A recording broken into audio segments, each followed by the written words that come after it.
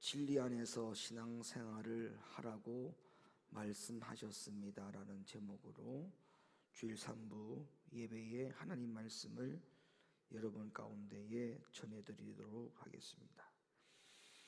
여러분, 예수님의 마지막 당부 그리고 교회의 사명이자 우리의 사명은 사람들에게 진리를 가르치고 또한 그 진리를 지키게 해서 영원한 하나님의 나라에 들어가게 하는 것이 주님이 우리에게 말씀하신 당부고, 또 교회가 이 땅 위에 세워진 교회의 사명과 목적이 그러할 거라고 믿어 의심치 않습니다. 그래서 이 땅에 교회가 세워진 가장 큰 목적은 여러분들이 기억해야 될 것이 불쌍한 사람들을 육신적인 필요를 채워주는 것을 가장 큰 목표로 하고 이 땅에 교회가 세워졌다라고 생각하면 안 됩니다. 물론 그 일도 교회가 분명히 선교적인 차원에서 예수님의 사랑을 나눠야 될 입장이기 때문에 그런 부분들에 대해서 우리가 충분히 고려하고 그 일을 해야 되는 것은 분명한 사실이지만, 그러나 주님의 당부와 이 교회의 이 땅 위에 세워진 교회의 궁극적인 최종적인 목표는 그것이 아니라 사람들에게 하나님의 말씀을 정확히 가르쳐서 이 땅에 있는 사람들이 하나님의 의도, 하나님의 계획, 하나님의 뜻이 무엇인가를 분별하고, 그리고 이 시대를 깨어 반드시 그리스도인의 삶으로 살아가는 모든 그리스도인들이 예수 그리스도의 향기를 바라고 성도답게, 하나님의 자녀답게 살아가도록 하는 것이 이 땅에 교회가 세워진 가장 큰 궁극적인 목적이라는 사실을 우리는 분명히 기억해야 됩니다. 그렇기 때문에 더욱이 예수 믿는 사람들, 특별히 하나님의 말씀을 정확히 깨달으면서 신앙생활하는 분들은 이 세상에서 교회가 세워졌기 때문에 그 건물로서의 교회를 들어갔다가 나갔다 출석 체크에 체크를 하는 정도의 종교인으로 신앙생활해서는 절대 안 될 것이며, 반드시 성경 말씀 속에 있는 하나님의 의도와 하나님의 뜻을 알아 우리는 하나님의 그 모든 우리에게 지상 명령해 주신 그 하나님의 분부의 명령과 사명을 반드시 우리는 이 땅에서 감당하고 성취해야 된다는 것입니다. 사랑하는 높은 교회 성도 여러분, 이 세상에서 가장 불행한 사람이 누구라고 생각합니까? 가난한 사람이 불쌍하고 병든 사람이 불쌍하기도 그지없지만, 그러나 이 세상에서 가장 불행한 사람이 누구고 불쌍한 사람이 누구냐면 평생을 교회를 다녔는데 하나님의 말씀을 제대로 모르는 사람이 가장 불행한 사람이고 가장 불쌍한 사람입니다. 그 수십 년 동안 교회를 다니면서도 창세기부터 요한계시록의 전체에서 하나님이 말씀하신 그 진리를, 하나님이 이 성경 말씀을 기록할 때는 분명히 하나님의 의도가 들어있을 텐데 그 하나님의 의도로 기록되어진 하나님의 말씀을 가지고 하나님의 의도를 알지 못하고 신앙생활 한다면 그 사람만큼 평생을 보내온 세월과 시간이 너무나 아깝지 않겠는가 생각해 보면 그 사람이야말로 가장 이 세상에서 불행한 사람이 아니고 누구이겠습니까? 단 1분, 단 1시간을 교회에 와서 예배를 드리고 신앙생활을 하더라도 그 1분과 1시간이 우리에게 가장 귀한 시간, 고귀한 시간이 되는 것은 그 시간적인 내용 가운데에 우리가 그 시간을 채우는 것이 중요한 게 아니라 그 시간 속에 하나님의 말씀을 얼마나 정확히 듣고 가느냐, 또 그 말씀을 들은 말씀을 가지고 내가 앞으로 어떻게 살아야 되는가에 대한 분명한 결단과 결심과 각오가 서는 것이 바로 우리가 하나님 앞에 1분 1시간 예배드리는 그 시간이 우리에겐 가장 고귀한 시간이 될 것이라 생각을 합니다. 그래서 우리는 성경 안에서 가급적이면 하나님이 말씀해 주신 그 말씀의 진리를 정확하게 들어야 될 필요가 있고, 또 그 말씀에 대해서 정확하게 들어야 되는 그 이유 또한 우리가 분명한 하나님 앞에 신앙생활 하면서 순종하기 위한 백성으로 거듭나기 위한 것이죠. 왜 이것이 중요하냐 하면 하나님의 성경 안에서 하나님의 진리에 대하여 정확히 듣지 못하거나 오해하거나 잘못 교육을 받게 되면 그 영혼이 멸망의 길로 가는 것은 물론이거니와 하나님이 이 땅에 세워준 교회의 사명과 목적과는 거리가 자꾸 벌어지고 멀어지는 것이기 때문에 이것은 이 땅에 세워진 교회 하나가 죽고 사느냐의 문제가 아니라 바로 그 교회 안에 있는 수많은 영혼들이 죽고 사는 문제가 달려있기 때문에 이거는 너무나도 심각한 일이고 우리에게 너무나 중요한 일이 아닐 수가 없는 것입니다. 그래서 오늘은 제가 여러분에게 이 요한복음 17장 17절의 말씀을 가지고 여러분에게 강력하게 강요하고 싶은 것은 뭐냐 하면 하나님이 성경 말씀을 통해서 우리에게 말씀하시기를 진리 안에서 신앙생활을 하라고 명령하고 있다는 것입니다. 사랑하는 성도 여러분, 우리는 반드시 진리 안에서 신앙생활을 해야 됩니다. 멸망의 길로 간다면 결국 그 책임을 누구에게 묻는들 아무 소용이 없이 이미 끝난 일입니다. 때는 늦었다 이 말이에요. 때가 늦은 후에 나를 왜 여기까지 이 멸망의 길로 인도했느냐라고 누구를 원망한들 그때는 아무 소용이 없습니다. 때가 늦기 전에, 그런 멸망의 시간이 도래하기 전에 우리는 절대 멸망의 길로 가는 일이 있어서는 안 될 겁니다. 그래서 저는 저희 교회 성도들에게 그 영원한 생명의 길에 들어가는 것이 저의 목회의 목적이고 이 교회를 하나님이 세우신 목적이고 사명이기 때문에 그 몫과 책임을 감당하기 위해서 성경 말씀에 있는 그 말씀 외에는 다른 말을 이 강단에서 할 수가 없음을 여러분들이 이해해 주십시오.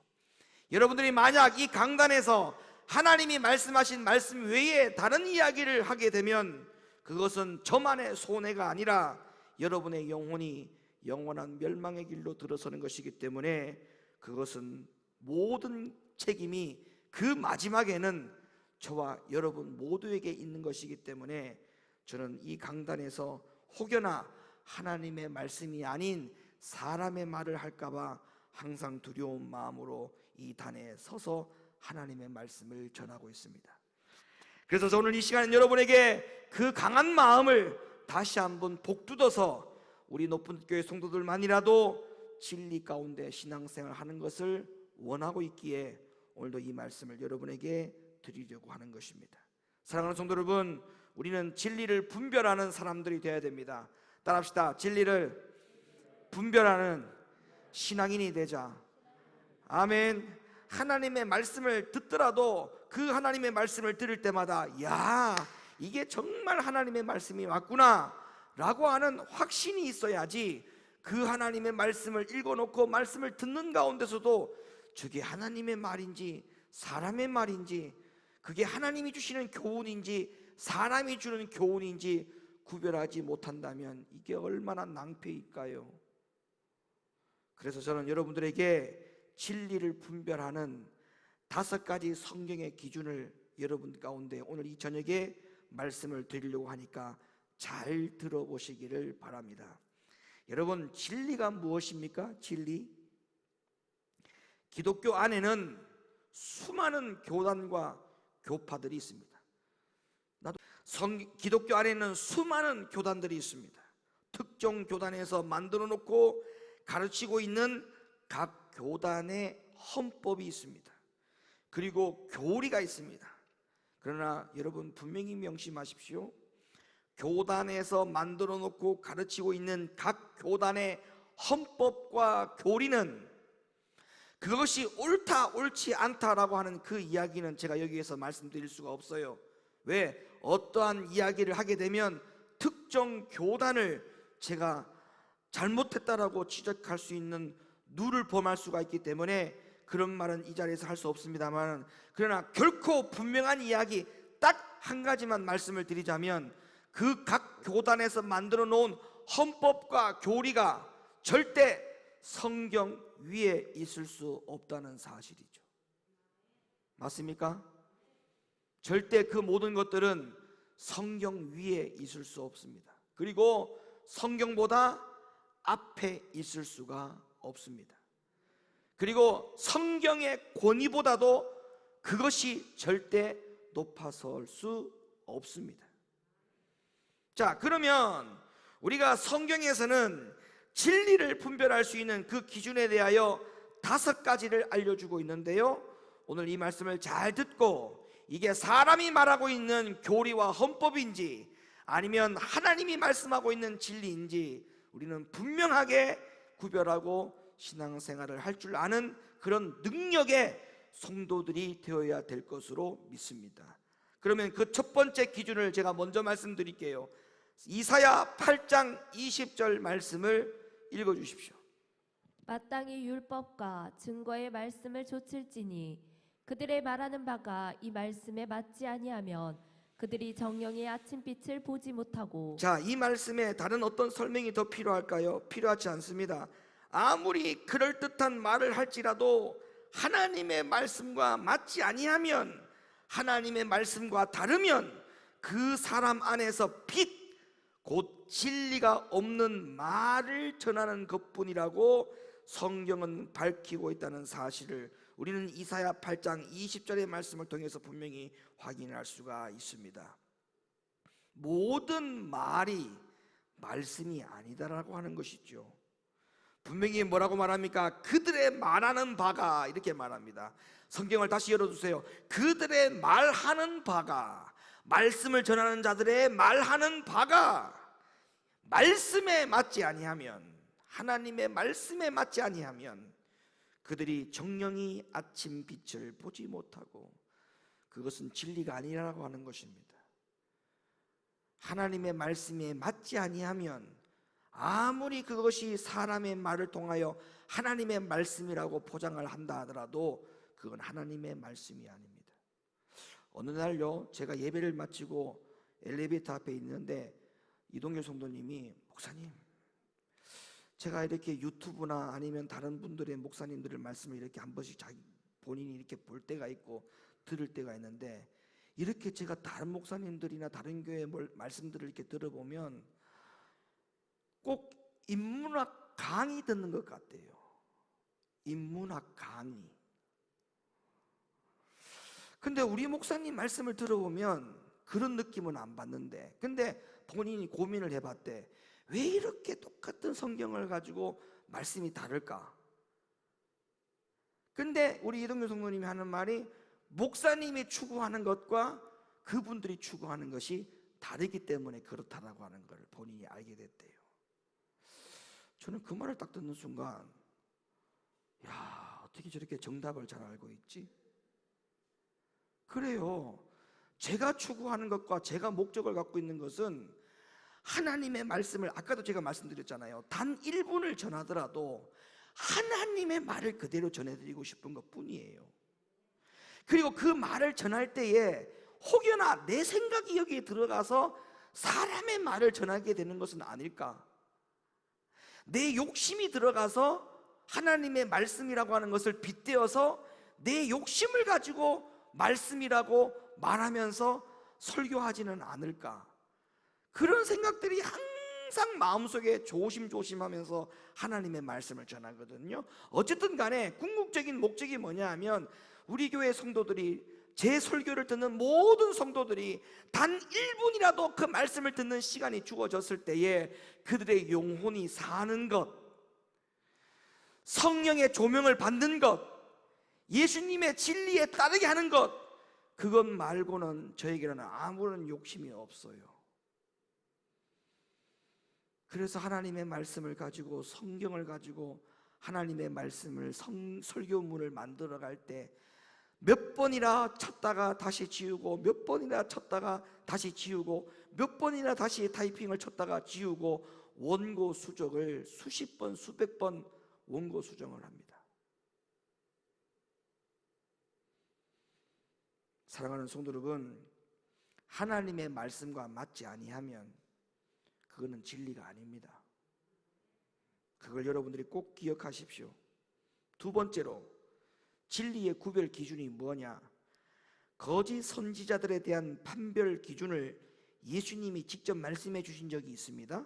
마태복음 7장 15절로부터 20절 말씀, 거짓 선지자는 이런 자들이라고 말씀을 하셨죠. 예수님이 말씀하신 부분을 읽어주시죠. 거짓 선지자들을 삼가라. 양의 옷을 입고 너희에게 나아오나 속에는 노략질하는 일이라. 그의 열매로 그들을 알지니 가시나무에서 포도를 또는 엉겅퀴에서 무화과를 따겠느냐. 이와 같이 좋은 나무마다 아름다운 열매를 맺고 못된 나무가 나쁜 열매를 맺나니 좋은 나무가 나쁜 열매를 맺을 수 없고 못된 나무가 아름다운 열매를 맺을 수 없느니라. 아름다운 열매를 맺지 아니하는 나무마다 지켜 불에 던지우느니라. 이러므로 그의 열매로 그들을 알리라. 아멘. 여러분, 하나님의 말씀을 전할 때나 하나님의 말씀을 받을 때 전하는 자와 받는 자가 반드시 주의해야 될 것이 있습니다.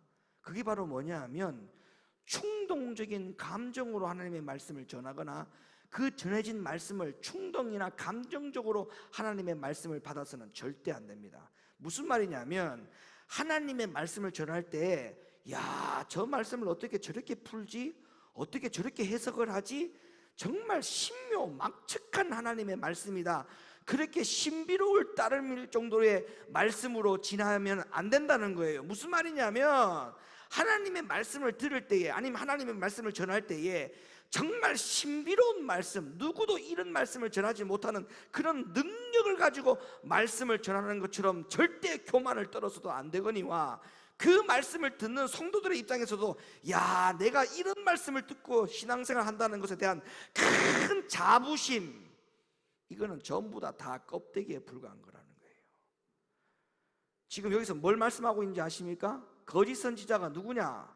하나님의 말씀을 전할 때에 무엇을 가지고 하나님의 말씀을 전해야 되느냐 하면 열매를 바라보고 말씀을 전하라는 거예요. 그러니까 무슨 말이냐면 이 말씀을 듣는 성도들로 하여금 돌아서게 하라는 거예요. 돌아서게. 그동안에는 열매 맺지 못하는 나무마다 찢겨서 불에 던지울 수밖에 없는 그런 결과물들이었는데 하나님의 말씀을 들을 때에 열매 맺지 못하는 나무가 열매 맺는 나무로 바뀌어지는 정말 성령의 놀라운 살아있는 성도들로 그 영혼이 다시 솟게 되는, 다시 살아나는 이런 놀라운 역사를 경험하고 이런 놀라운 어떤 진리에 대한 하나님의 말씀의 경험과 체험이 부족하다면 그 말씀을 전하는 시간, 말씀을 받는 시간 다 헛된 것에 불과한 것입니다. 그러니까 말씀을 전할 때에 방방 뛰고 그런 놀라운 말씀들을 들을 때에 방방 뛰고 이렇게 감정적이나 충동적으로 그 말씀 시간을 보내는 것만큼 껍데기는 없어요. 이거 다 축정이에요. 말씀을 받을 때 내가 저 말씀대로 살지 못했구나. 내가 지금 뭐 하고 있는 거지? 내가 지금 신앙생활 어떻게 하고 있는 거지? 내가 왜 하나님의 말씀을 알면서도 내가 지금 현재 주소가, 내 영적인 현재 주소가 왜 이렇지? 이런 가슴을 치고 통곡하며 열매 맺지 못한 것에 대한 안타까움을 가지고 그 말씀을 듣고 다시 결단하고 결단하는 그 시간이 되어야 되는데 그렇지 못한다면 이것은 주님 앞에 책망받을 사람에 불과한 것이죠. 우리 교회 성도들에게 간곡하게 부탁드립니다. 김원유 목사의 특별한 말씀이라는 건 없어요. 높은뜻 교회의 특별한 말씀이라는 건 없습니다. 제가 항상 여러분에게 누차만 하죠. 그러면 그 특별한 말씀을 너희가 듣고 너는 그 특별한 사람이 되었느냐라고 하는 그 질문을 나에게 했을 때 내가 그 질문에 어떤 대답을 할 자신이 있는가를 스스로 생각해 보라고 했지 않습니까? 이거는 정말 여러분 무서운 거예요. 어떤 교회 성도가 우리 교회 오세요, 우리 교회 말씀이 이 세상에서 최고 좋아요, 우리 목사님 말씀이 최고 좋아요, 그 말이 정말 한편으로는 굉장한 부담감이 되는 말입니다. 그런 엄청난 말씀을 듣는 당신들은 신앙생활을 어떻게 하고 있는가? 당신은 현재 어떠한 신앙의 사람인가? 그래, 나는 그런 말씀을 못 들어서 요 정도로 신앙생활을 한다고 하는데, 그럼 당신은 그런 능력의 말씀을 듣고 당신 수준은 나보다 더 나아야 되지 않겠느냐라고 반문한다면 우리가 무슨 대답을 할 수 있느냐 생각해 보라는 거 아니겠습니까? 그러니까 뭐예요? 열매 맺는 성도들이 되어야 된다. 뭘 가지고? 하나님의 말씀을 가지고. 하나님의 말씀을 들을 때마다 변화가 되고 조금씩 나아지는 사람이 되지 못하면 결국 그 사람은 하나님의 말씀을 통해서 변화해지는 능력이 사라진 거나 다름이 없습니다. 여러분, 하나님의 말씀을 듣고 변화되는 능력이 상실된 채 다른 것을 통해 가지고 영적 성장, 변화가 일어날 거라고 생각하면 그건 정말 큰 오산이에요. 네? 아니, 30분 찬양할 때는 마음의 문을 활짝 열고 찬양하고 눈물 흘리고 찬양하다가 하나님의 말씀 시간에 잔다, 존다, 딴 생각한다. 그리고 말씀 시간이 훌쩍 지나가 버리고 이제 말씀 붙들고 기도합시다 그러면 말씀 들은 말씀이 없는데 뭘 붙들고 기도하는지는 잘 모르겠으나마는 또 기도하자 그러면 주여 하고 기도는 또 해요.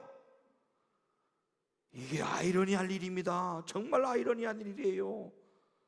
들은 말씀 붙들고 결단하고 기도합시다 그랬는데 또 기도는 해요. 말씀 시간에 드는 것이 하나도 없는데도 불구하고. 여러분, 말씀이 나로 하여금 하나님의 영이 들어가는 기회이기 때문에, 순간이기 때문에, 하나님의 말씀을 통해서 내 영에 하나님의 호흡이 들어간 시간이기 때문에 이 말씀 듣는 시간을 여러분들에게 소생케 되는 시간, 아멘이십니까? 여러분들을 변화시키는 시간, 여러분들에게 열매 맺을 수 있는 시간이 된다는 사실을 기억하고 말씀에 목숨을 거십시오. 그러니까 말씀을 가지고 내가 변화되지 못한다, 그거는 진리를 듣지 못했다는 거예요. 근데 말씀을 들으면서 내가 자꾸 변화가 된다, 그건 말씀을 들으면서 내가 진리를 듣고 있다는 교훈이에요. 여러분들 변화가 되고 있나요? 그러면 말씀이 진리로 들어가고 있어요. 진리로. 근데 변화가 전혀 안 돼요? 말씀이 진리로 들어가지 못하고 있다는 증거입니다. 그걸 기억하셔야 돼요. 그래서 말씀을 전하는 자나 받는 자가 이 부분에 대해서 정말 심각하게 생각해야 됩니다. 저는 참 제가 부흥회를 얼마나 많이 다녔습니까? 제가 22살 때부터 부흥회를 다녔으니까 어마어마하게 다녔죠. 부흥회를. 참 저는 옛날에 생각해보면 그 부흥회 시간들이 정말 하나님 앞에서 보면 너무너무 부끄러웠던 것 같아요. 왜? 쇼를 한 것 같아. 그리고 성경을 하나하나를 정말 어떻게 하면 이 말씀을 새로운 말씀으로 바꿔가지고 성도들로 하여금 듣도 보지도 못했던 말씀을 경험시킬까, 거기에 막 과욕을 부리고 욕심을 부려가지고 말씀 연구를 해서 가지고 가서 설교하니까 그 시간에는 다 흥분이 되죠. 저도 만족하고 그런 새로운 말씀들을 들은 성도들을 막 흥분도 하고 또 그게 좋았어요. 그런데 껍데기야, 껍데기. 왜? 변화되는 게 아무것도 없어. 말씀을 전하는 나도 변화가 안 되고 그 말씀을 들은 성도들도 변화가 안 돼. 변화가 안 돼. 제가 이 말씀을 보는 순간에 팍 깨진 거예요. 다 헛짓거리 했구나. 내가 말씀을 가지고 내가 장난을 쳤구나. 그래, 성도들로 하여금 열매를 맺지 못하게 하는 그 말씀은 말씀이 아니구나. 그걸 제가 알게 되고 난 다음에 주님 앞에 회개하면서 말씀 시간을 정말 여기에다가 소중한 시간을 가지고 하나님의 말씀을 전하려고 하는 그런 생각이 바뀌어진 것뿐이에요. 바뀌어진 것뿐이에요. 그래서 옛날에는 또 제가 예화를 얼마나 많이 사용했습니까?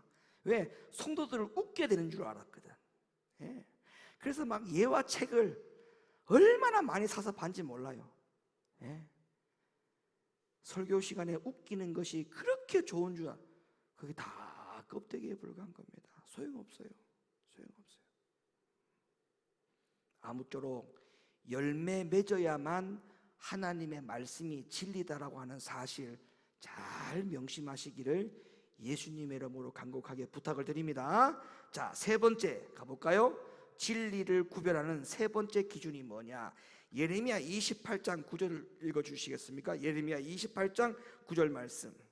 평화를 예언하는 선지자는 그 예언자의 말이 응한 후에야 그는 진실로 여호와의 보내신 선지자로 알게 되리라. 자, 한 번만 더 읽어주세요. 여러분들 잘 이해하셔야 돼요. 이 말씀을요. 다시 한번 읽어주시겠어요? 평화를 예언하는 선지자는 그 예언자의 말이 응한 후에야 그는 진실로 여호와의 보내신 선지자로 알게 되리라. 어떤 사람이 예언하는 은사를 받았으면 그가 예언하는 바가 정확하게 성취가 되어야 되겠죠. 그런데 만약 그렇지 않다면 그가 하나님으로부터 보냄을 받은 사람이 아닐 수도 있다라고 하는 그런 이야기를 오늘 이 예레미야 28장 9절에서 우리에게 암시적으로 해주고 있는데요. 여러분, 여기에 대표적인 사람이 있습니다. 성경에. 그 사람이 바로 누구냐면 이단을 따르는 자들과 이단의 교주들이 바로 여기에 해당되는 사람들이죠. 자기가 예수라고 하고 자기를 통해서 구원을 받는다라고 가르치는 것은 그는 입에서 예언이라고 말하지만 그 예언이 하나님이 말씀하시는 예언이 아니죠. 근데 놀라운 일은 뭐예요? 자기가 예수라고 그러고 자기를 통해서 구원을 받는다라고 이것이 예언이라고 말하는 자들을 따라가는 무리들이 어마어마하다는 겁니다. 어마어마하다는 거예요. 여러분, 우리는 미혹이 되면 정령 빠져나와야 되는데 빠져나오지 못하는 상황으로 가요. 그러니까 애시당초 미혹이 되지 않는 것이 너무나 중요하죠. 미혹이 되지 않는 게. 그럼 미혹이 되지 않는 게 뭐예요? 하나님의 말씀을 정확히 알면, 그죠? 정확히 알면 절대 미혹되지 않습니다. 저희 교회도 이렇게 건축하고 나서 신천지 몇 번 왔다 갔잖아요.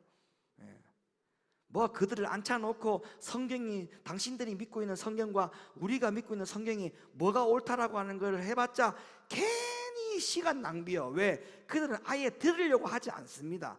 자기들이 학습적으로 배워온 그 성경 구절만 달달달달달달 외워가지고 우리를 포섭하기 위한 목적으로 다니기 때문에 아예 상대방 이야기는 들으려고 하지 않기 때문에 괜히 말을 섞을 필요가 없어요.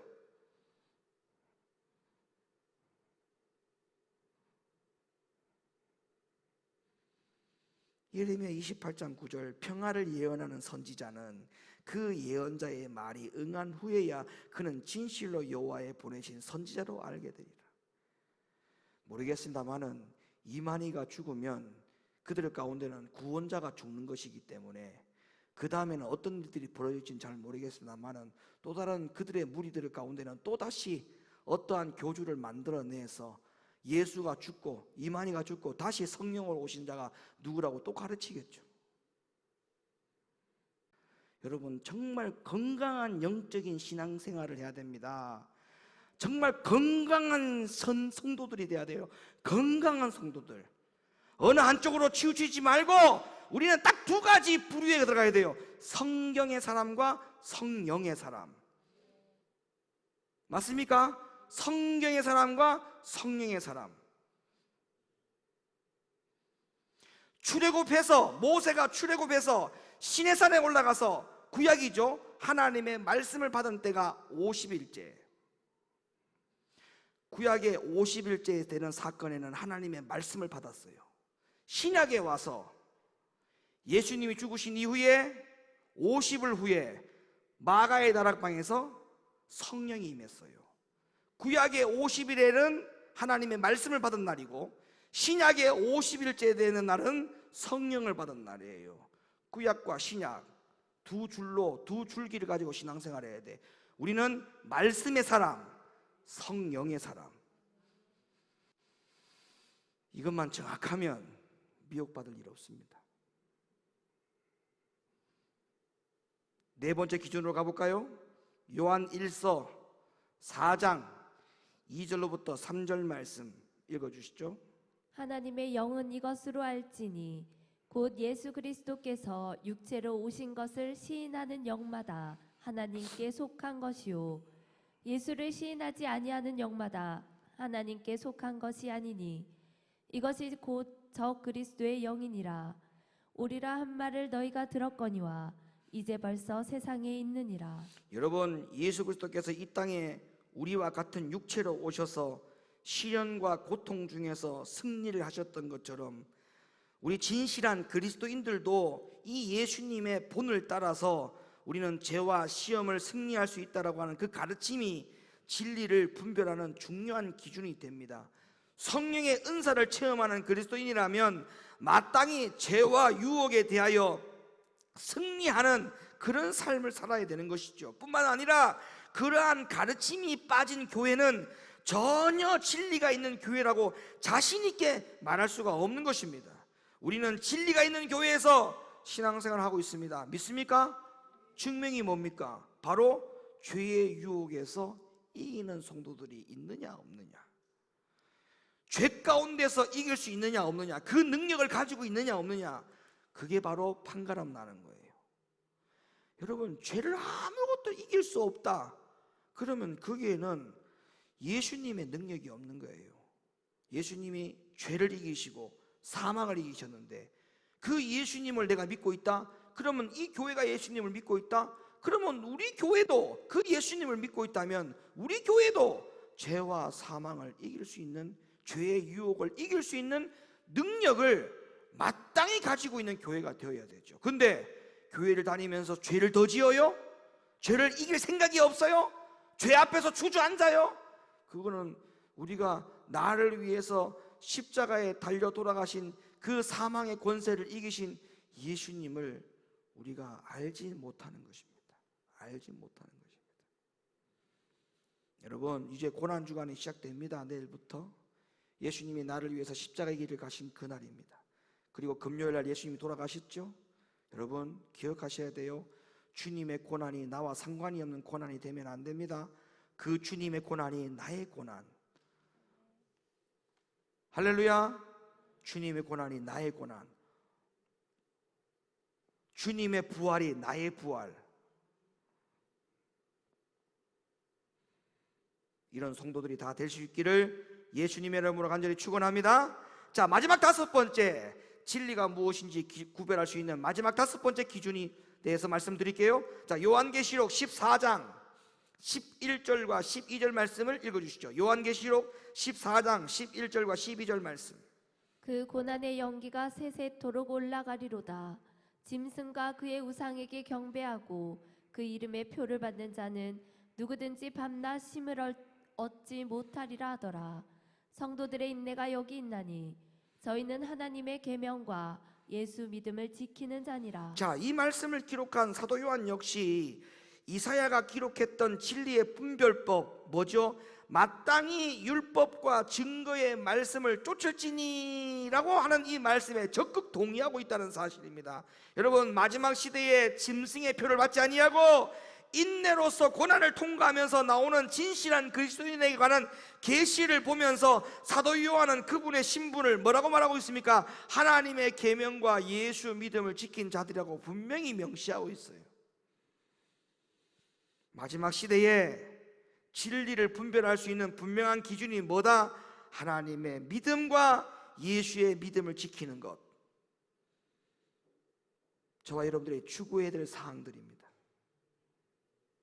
절대 이 세상의 풍속을 쫓지 말고, 이 세상이 요동친다고 해서 우리의 믿음과 신앙이 같이 요동치면 절대 안 됩니다. 여러분, 노아 홍수가 일어날 때 보세요. 분명히 하나님이 이 세상을 물로 심판한다고 해서 노아에게 방주를 지으라고 해서 방주를 딱 지어놨는데, 자, 여기까지는 사람이 해야 될 일이기 때문에 노아가 최선을 다해서 하나님의 계명을 지켰습니다. 근데 보세요. 자, 이 세상을 물로 심판한다고 해서 비를 쏟게 하고 바다에 홍수가 나게 하는 것은 이건 하나님의 영역이지 않습니까? 근데 막 홍수가 나고 막 바람이 불고 막 비바람이 몰아쳐가지고 난리가 온 세상에 나가지고 다 죽어가지고 시체들이 붕붕 떠다니는 그런 바깥 세상에서 여러분, 방주가 같이 요동을 쳤다 생각해 보세요. 에? 죄로 이 세상을 막 심판할 때 방주가 똑같이 요동을 쳐가지고 방주가 박살났다고 한번 생각해 보세요. 이게 어떤 일이 벌어지겠습니까? 여러분, 여러분의 영적인 방주가 있지요. 여러분 각 사람에게 다 영적인 방주가 다 있지 않습니까? 그 방주가 뭐예요? 여러분의 영적인 부분을 지킬 수 있는 뭔가 힘을 얘기하는 거예요. 그게 말씀이 될 수도 있고, 하나님이 나를 만난 경험이 될 수도 있고, 기도하면서 들었던 음성이 될 수도 있고, 모든 여러 가지를 통해 가지고 여러분에게 각자 갖고 있는 영적인 방주들이 다 있을 겁니다.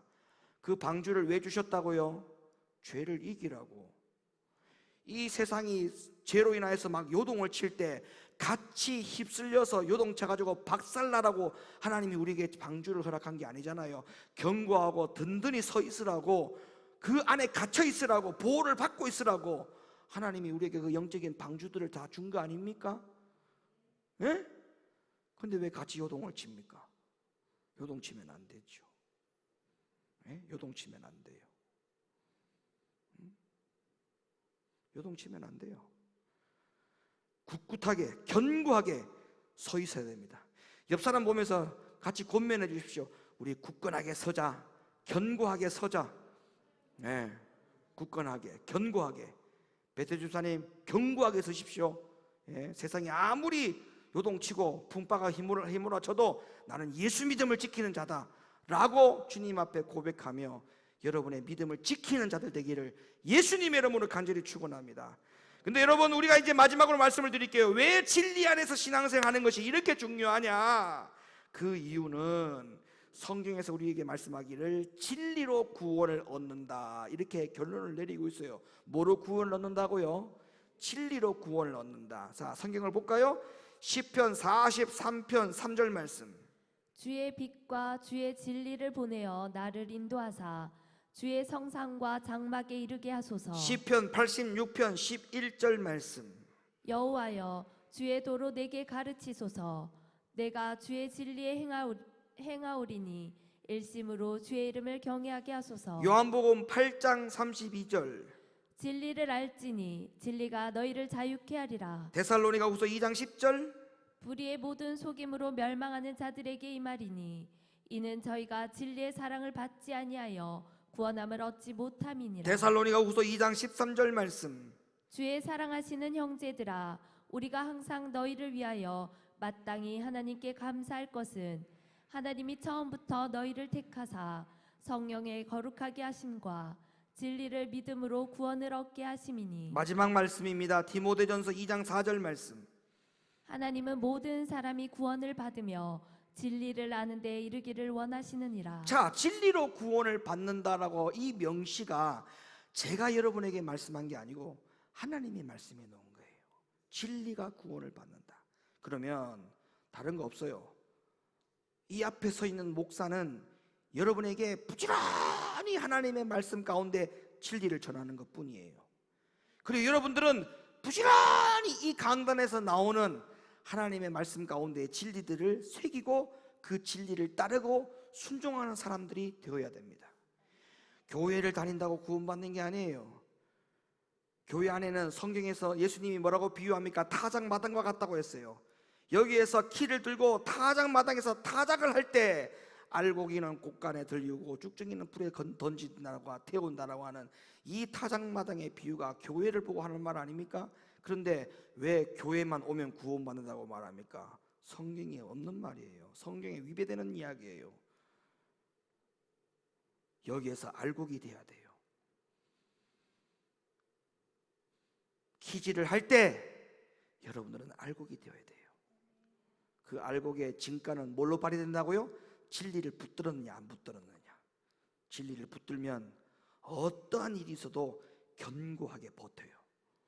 이런 신앙인들 다 되기를 예수님의 이름으로 간절히 축원을 드립니다. 다 합시다. 진리 안에서 신앙생활을 하라고 말씀하셨습니다. 기도합니다. 거룩하신 아버지 하나님 감사합니다.